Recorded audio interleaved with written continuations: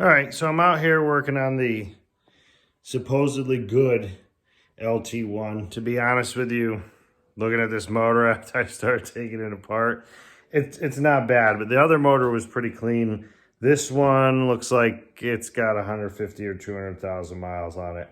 So I'm going through swapping over the valve springs to the GM Performance springs that I measured up in the other video. They're the ones for the LT4 hot cam, and I'm changing the valve stem seals at the same time, which I am glad that I bought the seals because these ones, I don't know if you could tell on camera, but they're pretty hard.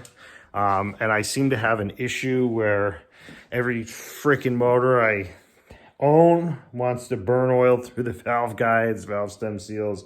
So I will know that the valve stem seals are good in this so that when it starts burning oil and it's oiling up the plug threads, I know it's not the valve stem seals that are the issue. And I just live with it anyway. So anyway, just showing you my method quick. Other people do it the exact same way, but this is definitely the best method. Put compressed air in the cylinder to hold the valves, and use a tool, something like I have. This is literally a $12 tool from Napa, made for small block Chevys, and it gets the job done. So I'm just gonna run through. I'm on the second to last cylinder here, number 6. I've already done the rest. And if you have a compression tester, just pull the Schrader valve out of the end. And most compression testers, the other end uses the same quick disconnect fitting that all your air compressor lines will use. So just thread it in like that, and we'll hook the compressed air to it. When you hook up the compressed air and disconnect it, you want to turn the valve supplying pressure off. It'll be real loud if you disconnect it, and the hose will want to take off, and it just makes connecting it up easier.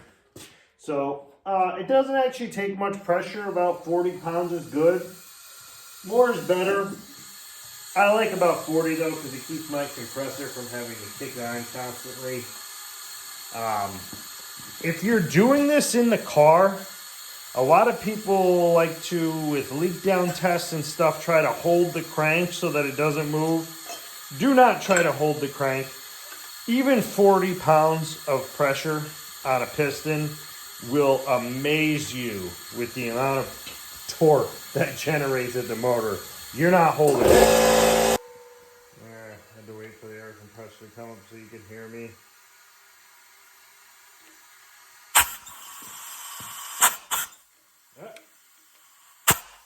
You'll run into this sometimes.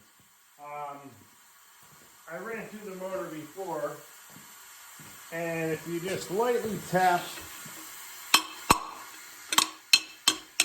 on the retainers, you'll hear when the tone changes on it and it frees it up. I thought I did them all. I guess that one wasn't good enough. But just one of these lever tools.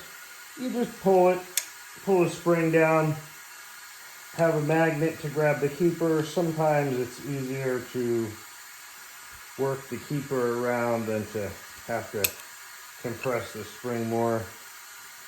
Both keepers off. I'm just using my Poly-Lock nut on this because the standard style is a compression type. It doesn't turn on that easily. And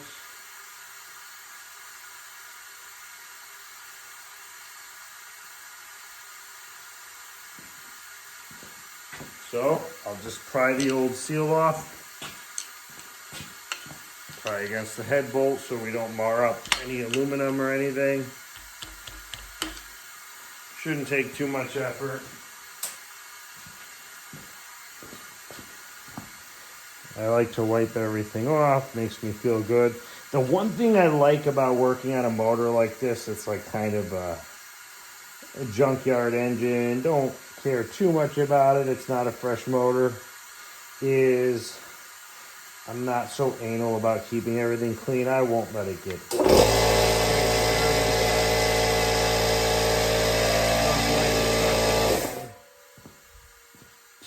but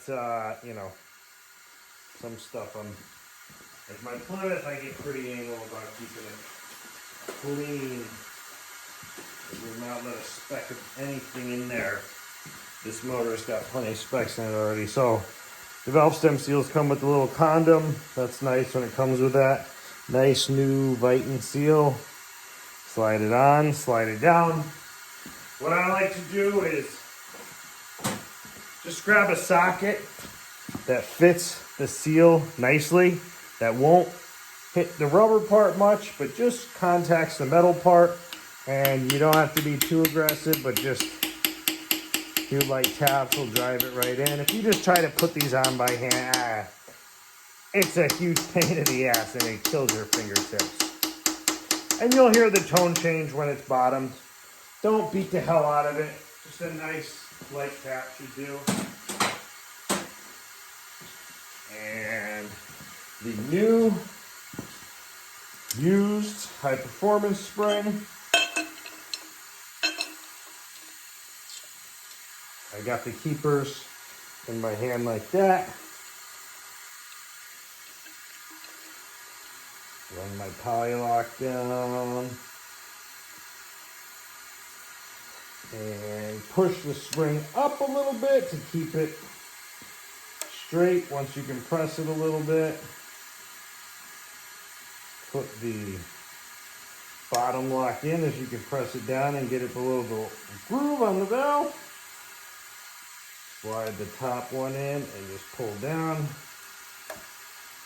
until it goes home. And then I usually like to give it a couple of pulls, make sure it'll seat and everything's together nice. And voila, I got 3 more to go.